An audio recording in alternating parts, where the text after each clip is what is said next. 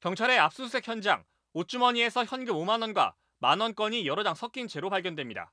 이들은 국제 사기 조직 일당들. 앞서 한 은행의 현금 인출기 앞에선 또 다른 조직원이 돈을 빼내는 장면도 포착됐습니다.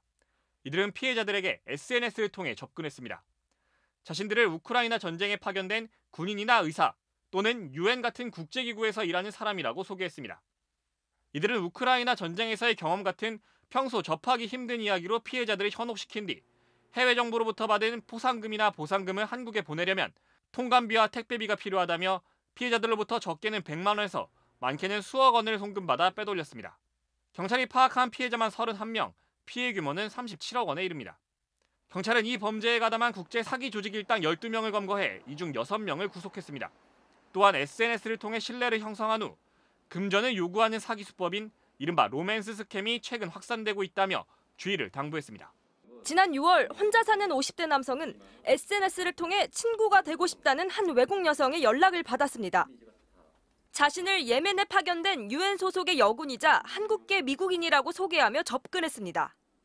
일주일 내내 거의 잘 때 빼고는 계속 연락했고 누가 봐도 연인인 것처럼 행세했습니다. 나의 사랑, 여보야, 자기야 해가면서 그건 나를 걱정해줘가면서 그렇게 로맨틱하게 하니까 혼자 있는 사람들 보면 거의 99명 다 넘어갈 것 같더라고요. 일주일 뒤 이 여성은 위험한 군 생활을 접고 어머니의 고향인 한국에 오고 싶다며 퇴직 비용과 항공료 등으로 900만 원을 요구했습니다. 사기를 의심했지만 그때마다 결혼하자며 믿음을 줬고 고아라며 동정심을 자극했습니다. 형이 나가게 되면 거기는 과거에 갔다 온 팀들이 보니까 거의 90% 사망을 하기 때문에 자기는 살고 싶다고 감성으로 자극을 하면서. 정 씨는 결국 은행에 송금하러 갔지만 다행히 은행 직원의 기재로 피해를 면했습니다. 이 은행에서만 2주 동안 7명이 해당 계좌로 2천만 원을 송금한 것으로 드러났지만 아직 범인은 잡지 못했습니다. 감성이 손상당하면 돈보다 더 큰 거거든요. 밤이 다치면은 팔 부러진 것보다 더한 거고. 최근 또 다른 20대와 30대 아프리카인 피의자 2명이 구속됐습니다. 이들은 잡고 보니 모두 남성들이었는데 남자에겐 여자인 척, 여자에겐 남자인 척 했습니다. 40, 50대 남녀 5명은 이런 수법에 속아 1억 5천만 원을 빼앗겼습니다. 경찰은 이들이 살던 경기도 평택의 한 빌라에서 대포폰과 노트북 수십 대를 압수했는데 여기엔 피해자들과의 대화 내용들이 고스란히 남아 있었습니다. 내 인생의 사랑을 찾았다거나 당신과 함께 멋진 가족을 만들고 싶다는 등 처음엔 달콤한 말로 사랑 고백을 하다 결국 항공료 명목 등으로 돈을 요구했습니다. 경찰은 조직 일당이 더 있을 것으로 보고 수사 중이고 모르는 외국인의 SNS 연락을 경계해야 한다고 당부했습니다. MBC 뉴스 정혜인입니다. 킴 윌리엄이라는 미군 여성의 페이스북 계정입니다. 50대 남성 박모 씨는 지난해 1월 친구 신청을 해온 이 미군 여성에게 2천만 원을 날렸습니다.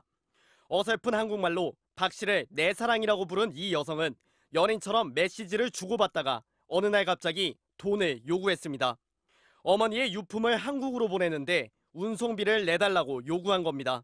함을 찾으려면 그 배송료랑 그 수수료가 필요하다. 이용을 달라고. 박 씨는 망설이다 돈을 송금했지만 알고 보니 이 여성 가상의 인물이었습니다. 대화를 나눈 사람도 여성이 아니라 아프리카계 남성이었습니다. 외교관이나 미군 장교인 것처럼 위장한 뒤 SNS로 중년의 미혼 남녀들에게 접근해 돈을 가로채는 로맨스 사기였던 겁니다. 한 여성은 한 달 넘게 SNS로 연락을 주고받다가 미군 장성인 줄 알고 돈을 송금했는데 뜯긴 금액이 무려 4억 5천만 원에 달했습니다.